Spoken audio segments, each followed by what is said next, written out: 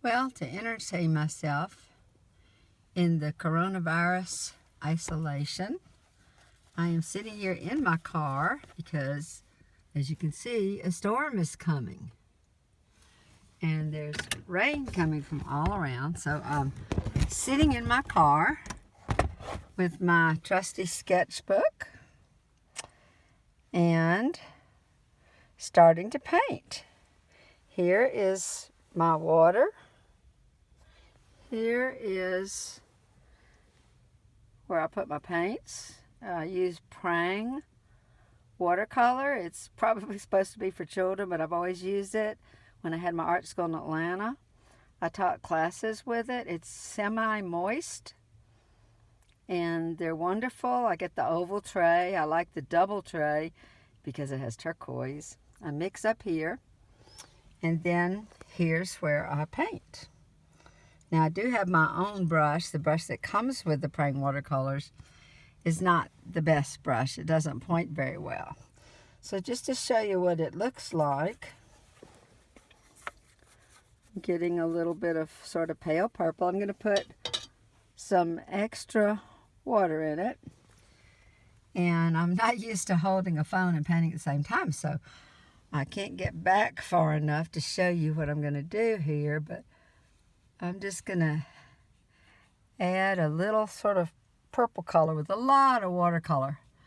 I mean, a lot of water in the watercolor because I want some of the white paper to show. So you see, I just sort of pat it on. And you can't even see it now. It's completely covered up. But when I drew it a few minutes ago, it was actually there. And I like to take the turquoise, but that's way brighter than I want, so I'm going to add some water. And I just sort of scoot it across and let it drip. Scoot it across, let it drip. And since I'm painting in the car, my watercolor paper is not flat. And so it's going to run, which is fine. Sometimes I have it run on purpose, and sometimes it's accidental. Actually, that was probably supposed to not be a cloud up there instead of the blue right in there. Oh well, that can change. Who knows? There was not much sunshine, so I normally might put a hint of yellow in the clouds just so they won't look totally white. Whoops. I think that almost has a little green in it. We don't want green clouds. And we could have green clouds, but not on this picture. Okay, now see, that got too bright. So I'm just going to add some plain water to it. I didn't mean it to get that solid. I use a lot of water when I do watercolor. And watercolor is not my first thing. I've taught it and I can do it. And I enjoy it to a certain extent, but normally, as most of you know, I use canvas. So anyway, that's what I'm doing. And then I use two kinds of greens. This is like my sort of blue-green forest green. Now I'm going to take some green and yellow. I'm going to add a touch of orange just to brown it up. Just a hint. But I still, again, I've got to have a lot of water, or it'll be too bright. Lots and lots of water. And then I'm just going to sort of pat it on. These trees all have kind of a light yellow spring green. Whew, I don't know if you can hear the wind. The wind is just starting to pick up. I was going to drive over to Sedona, go down a real pretty road there. But the clouds were already coming, and I could see rain in the distance in Sedona. And tonight, Flagstaff, which is just an hour and a half from me, is supposed to get possible snow, maybe even down to 4,000 feet. Like yesterday, I hiked it 5,000, almost 5,000 feet. So where I hiked yesterday in Oak Creek Canyon, I probably will get some snow on it tonight, which is really shocking. I'm not used to snow, much less this time of year. So you see, now I can add some color to the background. a little more in the mountains. But I don't want all the mountains to be the same color, so this is a little more of a pinky purple that comes right in the paint, so I didn't even have to mix it. So all I did was just add a ton of white to it. You can see that's a little different color than the other purple one here. That's sort of a blue purple. This is sort of a pinky purple. I'll make it even more faded out the further back it is. I don't want it too realistic, but I like a little bit of real depth. Not a lot, because I'm trying to keep it modern. Those of you that know my work know it's mostly very modern. So I'm just put a touch of brown in this purple so it won't get too bright purple. Here again, see that?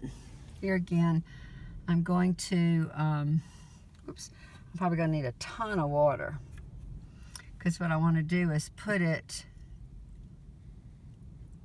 get a little dark color in some of these kind of groovy-like places in the mountains, but I don't want it to be too dark.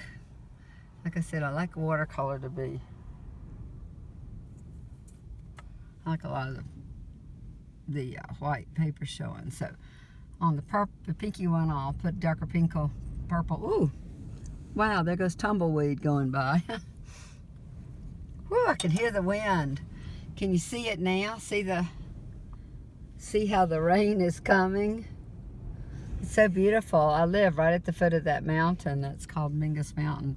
I am sitting in Cottonwood, Arizona, on a little side road, and that little mound over there used to have Indian ruins on it, but it's been so picked over by people that I understand from people who've been here longer than I have, they used to find a lot of pottery shards and artifacts, but pretty much now it's picked over. I found one tiny little pottery shard one time, but I had to look really, really hard. All right, so some of these, the way I make a nice deep dark green is I take green, there's other greens in there, and I add a little purple. See how that makes it kind of a forest green? And I'm going to put that in there, which might be a little too dark. But I need some contrast between the pale mountains in the back and the bright yellow pale in the front. There's little flowers, little wildflowers. So the ground almost looks yellow in spots. I'm trying to get that feeling. And then the little spring green trees, I'm trying to get that feeling. Now I'm going to add just a tiny bit of blue, just for something a little different, and have maybe some of these areas have a little more blue instead of just the purple everywhere. So let's see. I have to keep it separate from these little trees or they won't show up. So maybe down here, use some of this sort of bluish color. Maybe a little bit here and here. I might just leave the trunks white. I think I can get away with that. Not sure. So do some of those. I like these little funny little bushy things that show up. You really can't see them out in the scenery right now. I don't think. I think it's too... yeah, it's too clouded and dark and rainy now. So anyway, that's kind of what I'm doing. And I'm going to add a little turquoise to my blue and a lot of water just to get a layer in here that's a different color. And sometimes I just kind of pat it in. I can only do that if I have enough water. So it's kind of coming along. These foothills back in here I could leave white. If I can get back far enough, do you see the whole thing or not? Yeah, kind of. Okay, so I put this little sort of orangey, there's a little house right there. And even though it doesn't really have a red roof, I'm going to make one because I want it to show up. I don't normally get too picky with my colors. And there's one down here. Now they show up a little better. Now I might want to use little less red, but still something kind of bright. Just somewhere else in here. Maybe just along here. Just to give it a little pizzazz so it won't look like too much of a rainy day. I'm not exactly a rainy day person. I am one of those people that I think gets depressed without sunshine. So I have to be careful on days like today. And that's the same color as my blue sky. I don't want it to look like water. But sometimes just a little hint of a color. Just what I do is I like to play cool and warm colors off of each other. So I feel like I could use something in there, but I really don't know what. Maybe some bluish purple. Not the pinky purple. Let's see if this will do anything. It might ruin it because it's really not purple down there. But before the clouds came, it was pretty muted back there. So maybe this was just layer on top of layer on top of layer of little places I could barely see, because without bright sunshine, it's really hard to see the contrast. Here's a little patch. I'm going to cheat and do something that isn't there at all. In memory of Provence and their colorful flower fields, even though it doesn't really exist where I am right now. But there are yellow flowers, so maybe I could cheat a little and get away with it. And this little area back here, I think I'll just leave it white. Okay, I think that's enough. What do you think? Happy painting. Painting makes you forget about the virus, particularly in beautiful nature in Cottonwood, Arizona.